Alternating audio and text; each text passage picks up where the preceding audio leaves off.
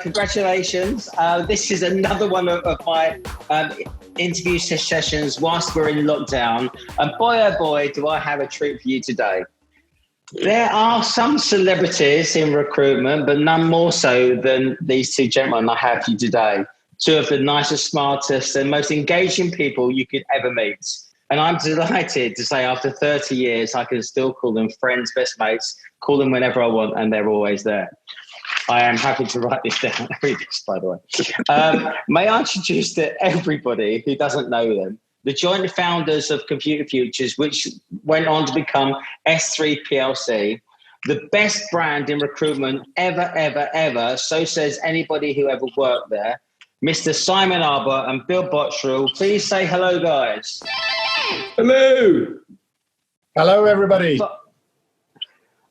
Look, thank you, guys, for doing this for me. I'm most appreciative of you giving up some time for everybody. You're myths and magicians to most people in the sector. To me, you're busy mates, and you've always been there for me and made me the person I am 100%. I have got 7 questions for you. We'll try and rattle this off. Simon, I know you've got a polo game to go to. Bill, you've probably got bingo in about 20 minutes, so we've got to get through this. So, and you've got a family. I know. Can I first say, guys, have you guys done in lockdown? How's it been for you two? Go on, you go first. Okay. After you, Bill, as usual. All right, then. Well, I've actually been. I'm very lucky. I live by Wimbledon Commons, so I've had a big open space. All my kids have come home. I've become a grandfather on the 1st of May, which was for the first time. Which I don't look far too young. I had the COVID, which I was actually quite ill with it, but afterwards it's great because I feel like I can go anywhere or do anything. I worked for the local food bank delivering, which wasn't really work a charity. It was just that you were allowed to go out and drive around and go everywhere, and it was all quite quiet. So I've enjoyed. You know, I'm very lucky. It's not been bad at all, and the weather's been fabulous for now. I did like the fact that just as we were going to lockdown, you filled up several garages for the tinned food just in case Armageddon here. I do love you for that. No, before everybody else was queuing up. Foresight. Simon, how have you guys been? Yeah, my experience has generally been really good. We live out in the Hum.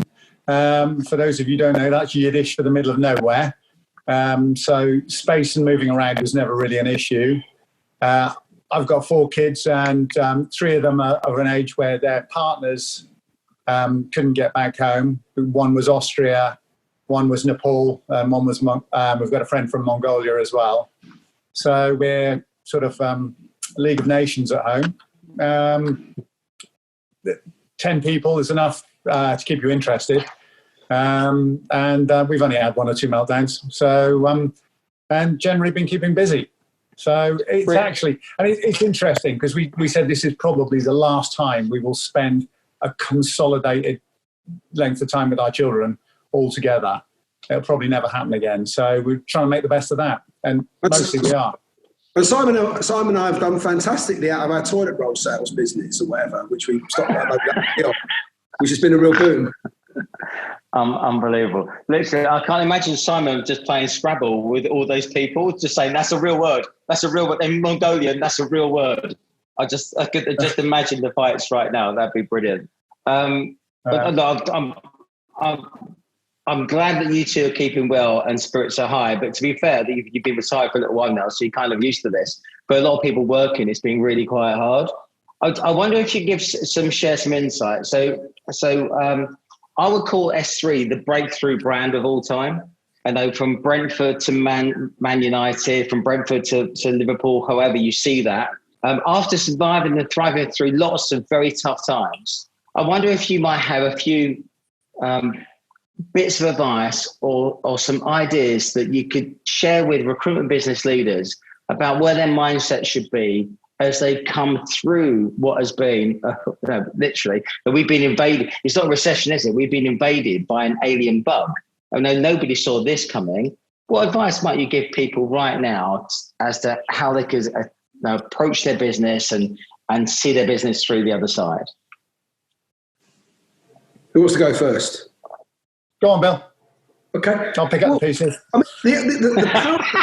The big parallel I could look at was the downturn at the end of 1990. We were quite a small company. We'd actually just started up Progressive. Literally, November 1990, we had our best month ever. We were virtually all permanent recruitment. And they were talking about a recession. And come January 91, literally, there were no vacancies. We came back, things were fairly okay. December goes a bit quiet. And there was nothing going on. Now, we did 40% of the business in 91 that we did in 1990. I mean, that's a pretty big cut down. So I'm not sure which is worse. It's probably worse now or whatever, but it may pick up quicker.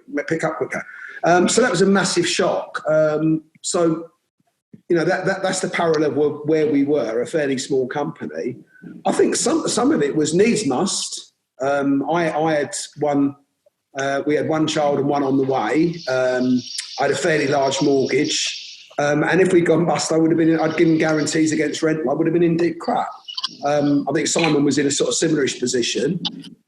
So we needed to get on with it, and we were lucky that we hadn't got into spending money, so we had a bit of money in the bank that we didn't have to panic. So we didn't get rid of any staff or whatever. We had a couple who left who weren't up to the recession or whatever.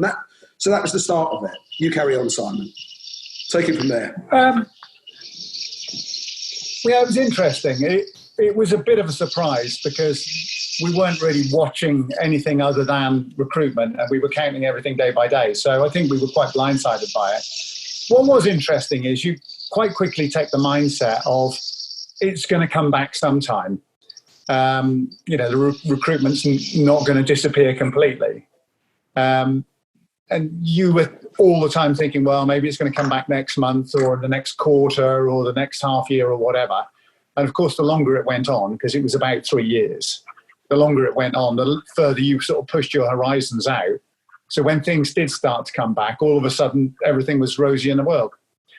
But we really had, I think Bill and I were quite lucky in as much that we were able to reduce our incomes right down, pretty well to nothing for quite a considerable time. People could see that we were sharing the pain. We weren't just being bosses, continuing to live the lifestyle and all that kind of stuff. And I think that was really quite important. People, Bill had an expanding family. I had an expanding divorce. So, there were costs and so on. But I think in that sense, we in every single way, we were prepared to do whatever we expected anyone else to do. And the other thing is, we did do a lot of stuff that made it fun. I just, as an example, one thing, it sounds really stupid. It sounds almost pathetic now, but I just went to the cash point, I went to the bank and got £100 coins. I just stuck them on a table and said, anyone who's got a lead of any description whatsoever that could even be slightly called a lead, just take a quid. And let's see how quickly we can reduce the pile. And the thing was, of course, it wasn't about getting a quid in your pocket or 10 quid in your pocket. It was absolutely irrelevant. Everything was about getting the pile down as quickly as we could. And it was just doing things like that, saying, we're all in this together. And we only did that once, so maybe it was a crap idea. But, things like that. And to make it a shared experience and to understand that if everyone did their best and everyone really, really put their shoulder to the wheel, we were okay with that. And we knew it was really tough and we weren't having unrealistic expectations. And I do remember, a lot of times thinking, this is absolutely bloody. Is it ever going to finish? But there are always people around you to sort of chiv you up and, carry you along and so on. And I think our staff were really good at sort of feeding back into us with that as well. It wasn't all one-way traffic. I also think I would say that keeping it fun was definitely something that SThree was absolutely synonymous with. It doesn't matter the darkest days. It was a fun place to be. And at the moment, people can't come into work to feel that sense of camaraderie and fun. And that's quite hard, isn't it? Sorry, Bill, what were you going to say? Well, no. I can only do one train of thought. You went on to that. Yes, I think it's very difficult. I mean, people are talking about home working or whatever. I don't know. Maybe mentalities have changed, but I wouldn't have been good at working at home by myself. I probably wouldn't have done very much at all. People say I didn't do very much when I went in, but I think people need you need the camaraderie of people around you, whatever, to create an atmosphere. And my son's got a small recruitment business or whatever, and I said to him and his staff or whatever, they've got the office they've got is a fair bit of space, and I said you should probably start going in one day a week or whatever, or 2 days a week, and you are spaced enough. You know, you could sit people around the office, or half of you go in just to get that going. I don't know. I'd find it very, very difficult just working from home by myself, and I'd mind people get going. I think you're 100% right. You can either wait for the market to change and get better, and there might be the big bounce we're talking about, and then pile in. Alternatively, you get the whole team in now, and you affect your own bounce by making some calls. Well, the thing about it is, I think we've all got to be responsible now, because people will die at whatever. And, take a fair bit of government advice. But if you look at it realistically, I mean, this stuff about schools, they can't go back to school, right? Because they can't socially distance. They could only do it with half the numbers. Well, why not send half the kids in one week and half the kids the next week? You could do it in the company or whatever. You could probably space them out in most offices, keep people distant enough or whatever to go and do that. People who are nervous about their own medical conditions, fair enough, don't go in. But I think it would be good for people. We should get into politics on this one, because without people, half your staff in, get them spaced or whatever, and get them working together a bit. Get them a little bit of companionship, esprit de corps, what you want to call it. 75% of kids working at state schools aren't doing any education at home at the moment. People need the children back at school so that people can go to work. Otherwise, it's unfair on the younger population, because they haven't got childcare issues. But let's leave that one. Right? Can I just talk to you about a couple of things? So some of the things that I noticed at SThree that we were brilliant at is, as markets changed, now this is the same question, by the way, but as markets changed and things were quite tough, we looked at our pitches, our marketing, we looked at our processes, we looked at our methods, and we looked at our toolkit. And we constantly looked at everything with an ROI to actually make sure we had competitive advantage. During the time, as we are in right now, would you guys be investing and taking on risk? Bill, I'm going to say this about advertising, or would you just sit back and see what happens? What would you do? What did you do? What took CF SThree from becoming, we were punching bigger than our weight to actually then generally be that sort of number one go-to brand? Well, you took some massive investment risks and punch, right? Yeah, for a small company, we spent a lot of money. I mean, I think we became from being pretty much quite a small, not a great big player in the terms of like computer people with a massive giant or whatever at the time. We spent loads of money on advertising, which seemed a lot of people thought was quite mad. But funny enough, people weren't hearing from recruitment companies. People were going bust or whatever, and companies started phoning us up. We had red phones. And we got jobs phoned in because the guy they used to deal with or whatever was no longer there. He'd left or whatever. So that helped. We spent a lot of money on that. And it was a different time and it was a different way of thinking. But I'm sure there's methods around now. We didn't get rid of people, which, if you work in a company, I mean, I know at the moment, certainly on some things, we're all working at home, that people have had to furlough some people. I'm sure that's true. But it's not a great example. It doesn't look good for other people. They're worried about their jobs. If you feel, well, I'm secure here, as long as I'm working and putting the effort in, people are much happier. And Simon, a question for you. When I interviewed you in London at Hush, and you said something that still to this day gets mentioned over and over and over and over and over again, and it's fundamental to the success of SThree. Were the double and die methodology about growth. So could I ask you just to explain that whole concept of divide and conquer? Okay, well, it's more a kind of half and double, if you like. And it wasn't originally a strategy, but it then became very clear that we were doing it all the time. So we had to call it a strategy because that was how we behaved. Because that what was happening, so we made it a strategy. I love that. Well, yeah, that's it. Because we weren't into strategy and tactics and so on early on. We were just into doing it. And the very first example of this was you. We'd been trying to set up a contract division. We were a hugely successful permanent recruitment organisation, and immediately what we wanted to do is double. So the double and half is that you double it, so it equates to half of your business. And our immediate goal was for contract to be the same weight as permanent in terms of its contribution. Now, that wasn't putting a lid on contract or a lid on permanent, but the idea is that you'd put equal efforts into both those. So you're fighting on two fronts. The next thing we did was with the regional offices. And the point is, when you started contract, it was you. And as soon as you proved that you were worthy of further resources in terms of your ideas, your motivations, your results, or anything like that, those resources were put to you. We did the same with regional offices. We started down in Bristol, and our target was not to be London focused, to keep on growing London as fast as we could, but to grow the regions. So that's basically the regions to represent as much of our business as London. Then to take that and to say, well, okay, let's let Europe represent as much as the UK. And then, make Germany represent as much as. So really what you're doing is you're never sacrificing anything. And of course, it's quite logical. Why would you? You genuinely don't need to rob Peter to pay Paul, other than perhaps right at the very beginning.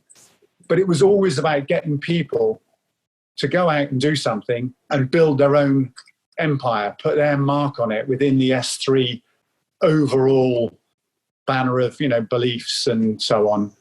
We didn't have strategies as such, but we did have beliefs, and we had very clearly stated beliefs, and that worked really well for us. And it did become clear all the time. And in part, we were trying to protect our business by having a broader spread, but we were always trying to grow it. It was neither one thing nor the other. Both were equally important. Because I love that, because there was consistent methodology all the way through the SThree brand. There was a way by which we did things. And what we didn't do, which I see a lot of businesses make that mistake today, they try to piss up every lamppost on the street.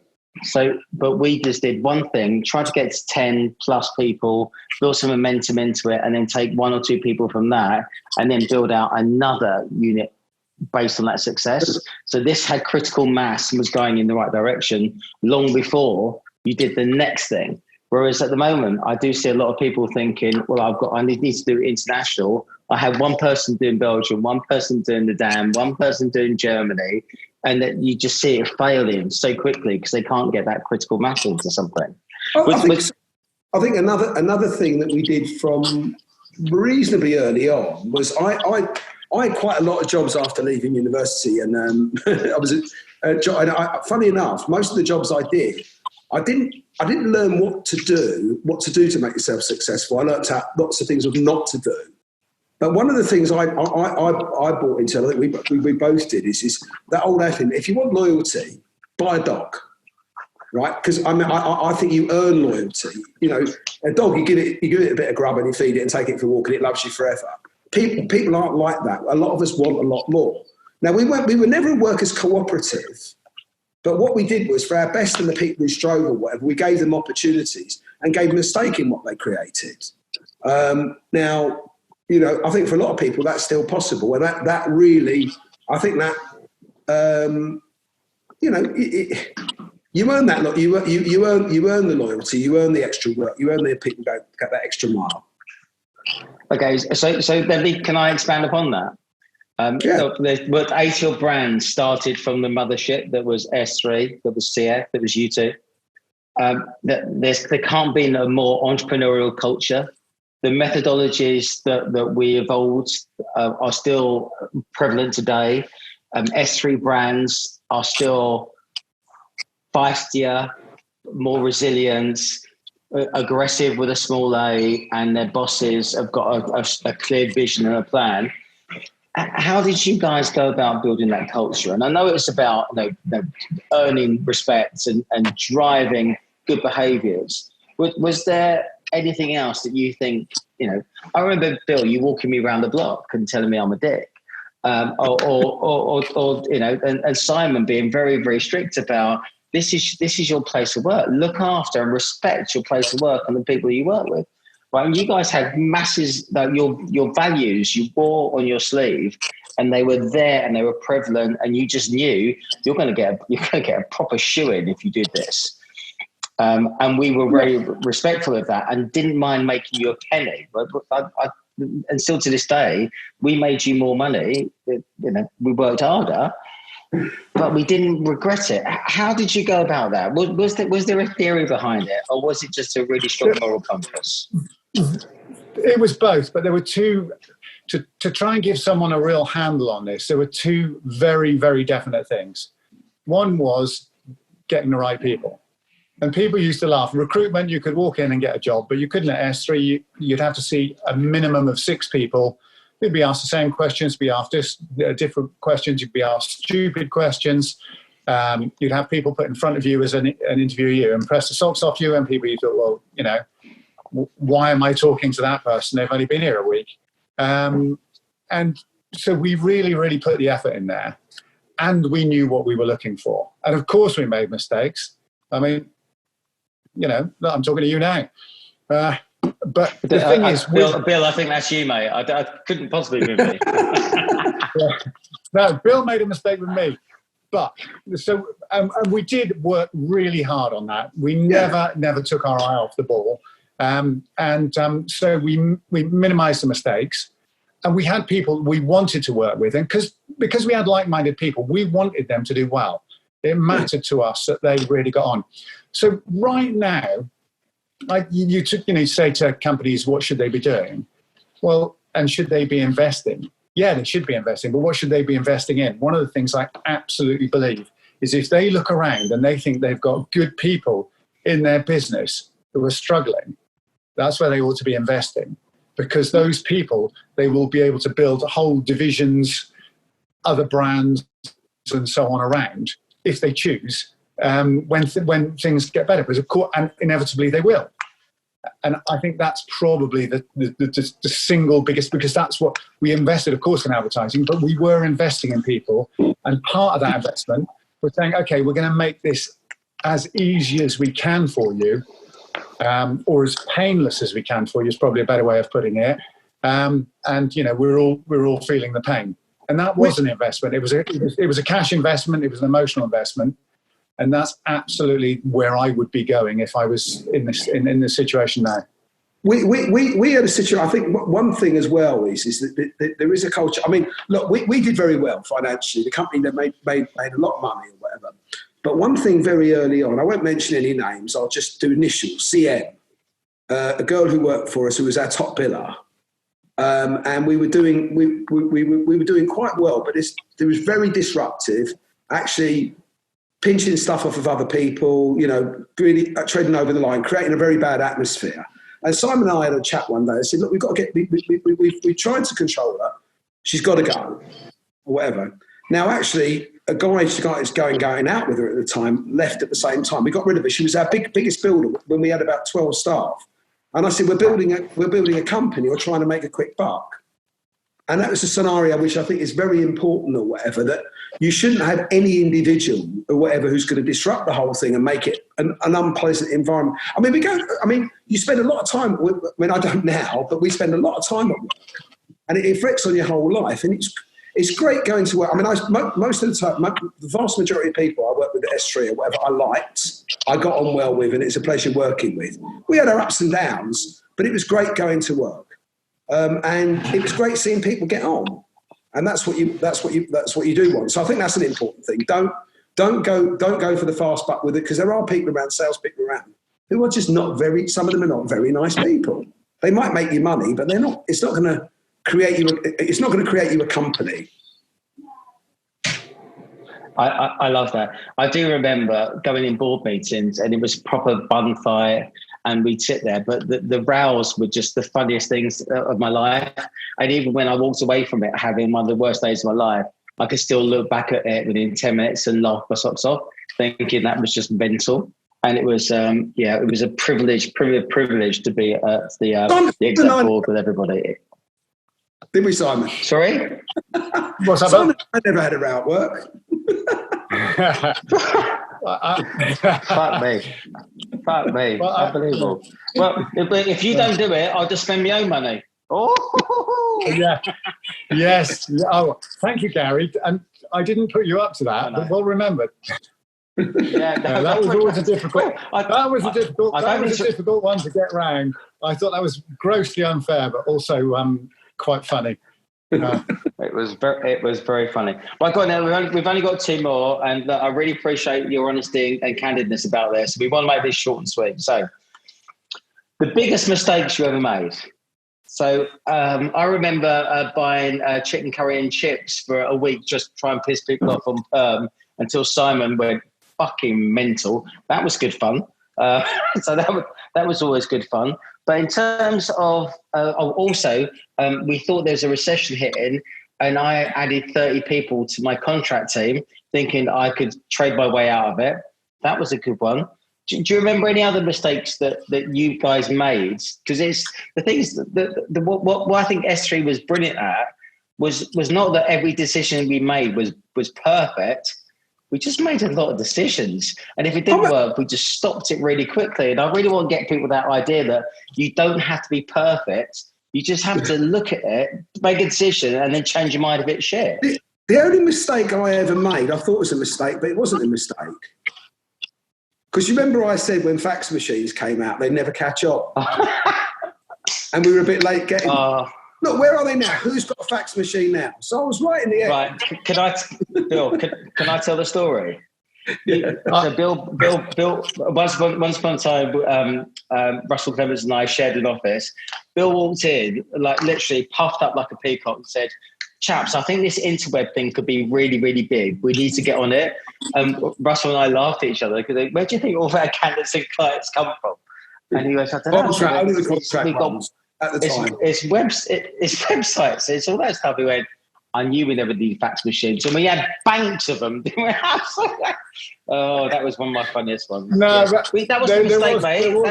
We made money then. In 1988 or 89, and we were just starting to get our first computer, and there's always this thing about being hacked and all that. And so I was saying to Bill about firewalls and so on, and we really didn't know anything from anything. And Bill's idea of a firewall was don't have a computer. That was it. He said, if you haven't got a computer, no one can hack you. Unbelievable. This is a guy who'd been a business analyst at British Aerospace. And I knew systems the analyst at but that ranks to be fair, bit. Gary, I do have something. With real hindsight, there is something, and this is very much down to because SThree was so much about culture, and I do think the culture was remarkably strong, and we benefited hugely from that. But the one area that I think we underperformed is when we looked at how many female graduates, if you like, we took on, and how much they contributed to the business. That was one thing. And when we looked at how many of them moved into more senior positions, that was another. And bearing in mind, we're talking about 51% of the world's population. I think we could have done better, and we could have made it easier, particularly with issues like maternity leave and coming back to work and being more encouraging and so on.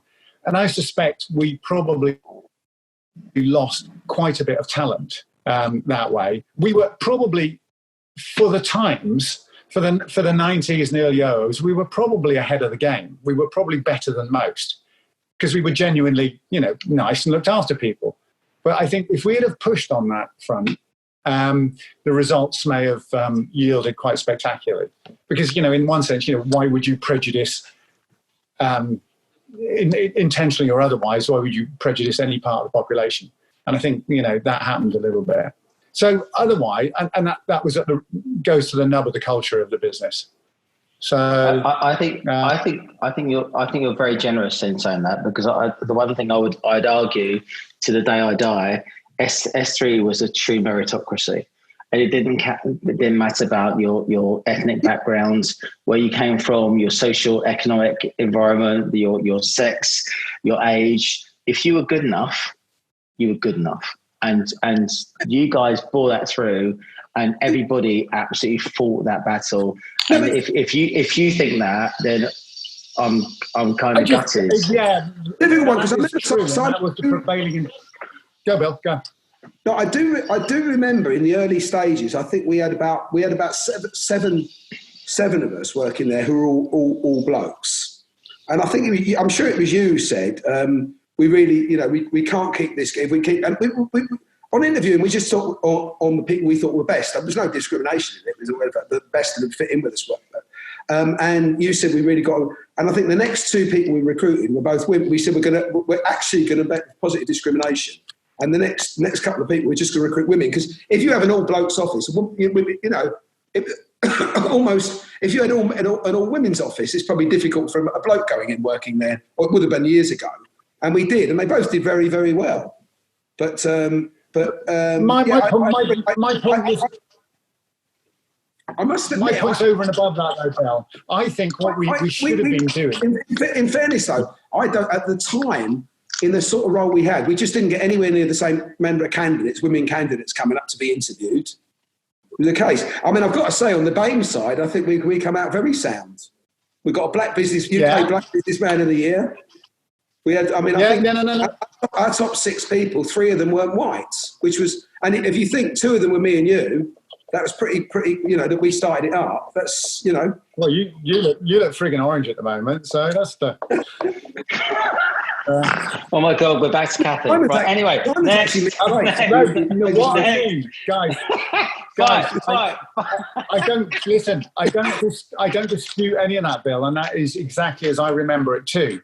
What I'm saying is that where you have a situation where if you can be the leader, if you can do more in terms of reaching out to make things, particularly on things like maternity leave and so on, then you could hold on to very good people. The very fact that you're ahead of the curve means that no one can compete with you on that. And in terms of loyalty, you have earned a large chunk of loyalty for someone who's fully deserving of that loyalty and is going to pay you back in spades. And I think we missed a bit of a trick there. Having said that, we were ahead of the curve. Yeah. And no, I feel that now because I see how some businesses work and so on. And I mean, I don't know. That's because it's a question I've been asked, and I've genuinely sort of gone through the archive of my mind and searched and there are plenty of incremental things we could have done differently, but culturally and structurally, that's the only thing I think where we missed a bit of a trick. Natasha, in that sense, I'm really bigging us up. Natasha, Lynn, there was a whole Michelle. There was a whole raft of people who impacted my career at SThree, and they're still cool people today. One of the things, right? 2 questions left. I think when people see this, they will sense a sense of love, respect, honest argument. It's a very, very easy, relaxed environment. You were my bosses, but it never felt like it after about 10 minutes. You gave me freedom to make stupid decisions. You did feel like my boss at the time, Gary. Well, you didn't understand contracts, sweetheart. So it was a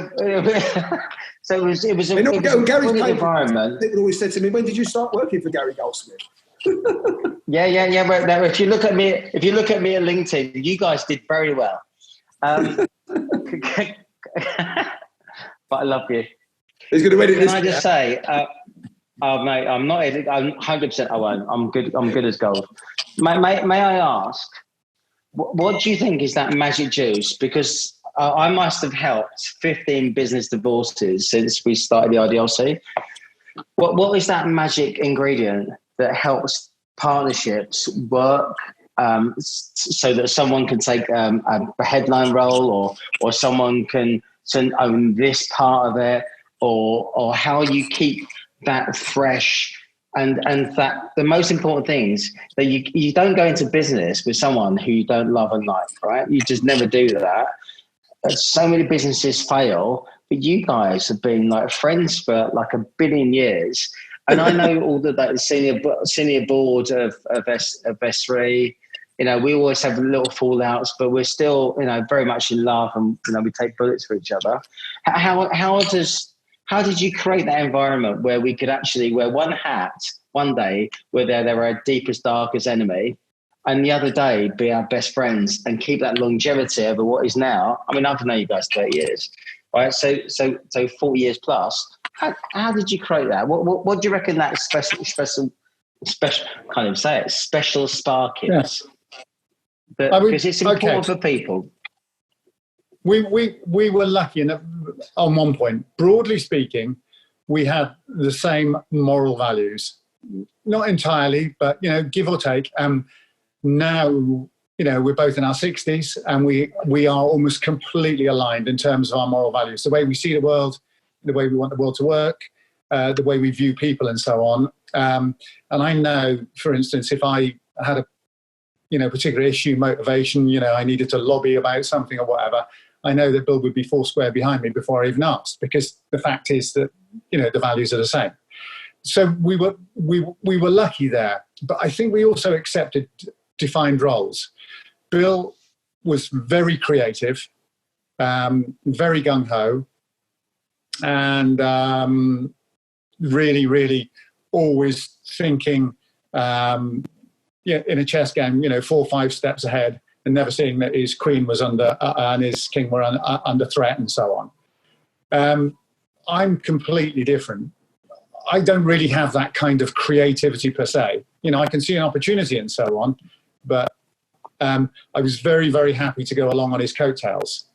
Bill's quite light on fulfillment, and typically with creative people, you know, they're thinking 100 miles an hour, and they're quite happy to move on to the next thing and leave someone else to actually, you know, see that it happens. And I never thought any the less of myself for having to be subordinate in that sense to Bill's creativity. I was always quite okay with that. Because if you'd have said, okay, let's reverse the roles, I would have done what Bill was doing nowhere near as well. And I think it's fair to say he would have done what I was doing nowhere near as well. So as a consequence, you're kind of carving out your own space a little bit. You're respecting what the other does, and you're acknowledging that that's not you. So, and yeah, I've had a lot of time to think about that. And I had a lot of time to think about it whilst we were doing it, because sometimes I used to think, basically my thoughts were, fuck it, we're not doing that, because that's Bill's idea again. I don't want to do it. And then when Bill said, well, if you won't let the company finance it, I'll pay for it myself, you're thinking, well, okay, just park it and get on with it, you know. So I think that allowed us, and we, you know, trust each other and trust each other. I'd sort of say I think when we started up, I was still fairly wet behind the ears. I was 28, but probably quite. And I've got to say, I mean, Simon's half German, and he really, really sort of shaped me up. I mean, I think the work ethic. I mean, Simon had a really good work ethic, and that was something that I was a bit of a headless chicken in a way. So that was really, really, really, really good. And we had complementary skills. But the other thing we were lucky was we took on, and some of this was luck. Some of the people we took on, we had some great. I mean, I'm going to look up Russell, Gary Eldon, Sunil. I can go on, possibly Gary Goldsmith. People like that, all added to it or whatever. They had a lot of talents that we didn't have, or you know, they had more strengths in certain areas, and it was fantastic. We were very lucky on that. I don't know if it was luck or skill or whatever, but we did end up with some fantastic Richard Hauptman and fantastic people or whatever that helped us build the company. It wasn't luck. You two were the most enigmatic. You were the people that people aspire to be. Everybody wanted to work with you. Your vision for the future was inspirational, and people got caught up with your message, right? And then one of the things that you guys dismiss all the time, you could tell a good story. So we believed in your fucking future. and then we helped you make it come true. And we believed it as well. Yeah, well, to be fair, it got bigger than you thought. Right, look, I'm grasping. The trouble is, hang on. The trouble is, Bill could only tell one story, and he told it over and over again. It was a good one, but I know everyone. I know every one of Bill's stories. And you. Right, you guys are beautiful. I so appreciate you doing this. I'm gonna just sign off with asking you just one final question. With people at the moment who are feeling quite stressed, so if you'd asked me last Monday to do this, everyone was absolutely effervescent, so excited about what was going on. Everyone came back into the office, and they're coming back in. And the thing about recruitment business leaders, they've worked all the way through this, and we are knackered. I mean, proper knackered. And our people have had this holiday-ish where they've been, they feel stressed and worried, and everyone's a little bit tired. What bit of advice could you give as a pearl of wisdom, one or two things to say, this is how you're going to absolutely smash any perceived bounce back right here, right now? If you've got anything to offer, and I couldn't think of two better people to ask this question of, because I love you both, and you're smart as fuck. Give us a go. One or two things. Sorry. I talk to everyone, ask them what they're feeling, ask them about their fears, get them to really open up, have a little bit of a therapy session, but not in a touchy-feely way, in a real kind of, let's talk about what you really, really see as the issues, because you're going to acknowledge that it's tough, and people are going to say, look, I just don't think the work's out there, and so on. And you're going to say, okay, and how long do you feel that's going to be, and so on. And, is this leading to the fact that you just think there's nothing here? And to really have that very, very honest conversation. And what happens is, halfway through, people start to talk themselves round and say, it's not as bad as I think it is, and I'm not. And the other part of that is let everyone know they're absolutely not on their own. Let them know that, you as the business leader, you haven't got everything under control, but you are the business leader. You are the business leader for a reason. You are in the same boat as them, but don't worry, you're a really good captain of a ship in a storm. Yeah. And people will love that. I think if they know that you, even though you're human and you struggle and it's hard for you, but you're the guy who's going to navigate the ship, keep it away from the rocks and get it into calmer water, because as sure as night follows day, calmer water is around a corner. Maybe not the next corner, but it is around a corner. And so get people to talk. And it's a bit like when people have an argument, when you deal with a complaint, someone starts ranting and you say, okay, and tell me what you think the problem is. And, tell me, I'm sorry, and where do you think we went wrong? And so on and so on. And after a while, they start bigging you up and saying, you're really nice, actually. And it wasn't that big a problem after all. And I think you will find that will happen with people. So those two bits of advice to business leaders: be that business leader, show them you're human, but also show them you're in charge, and get people to talk about their fears and get them to talk themselves out of their fears. That is absolutely genius. Bill? You've got to be positive. You've got to have a really positive attitude. I don't know. I can't say how long things are going to be tough for. I mean, some people are saying that they reckon you could have a pickup 6 months after this. But I tend to think it might be longer myself. I think you might be in for a tough time for a reasonable length of time. But you either, when the going gets tough, I think Michael O'Leary said years ago, anybody can, I'm not sure about anybody, but it's easy to make money in a good market. It's easy to do that. Now is when you earn your stripes or whatever.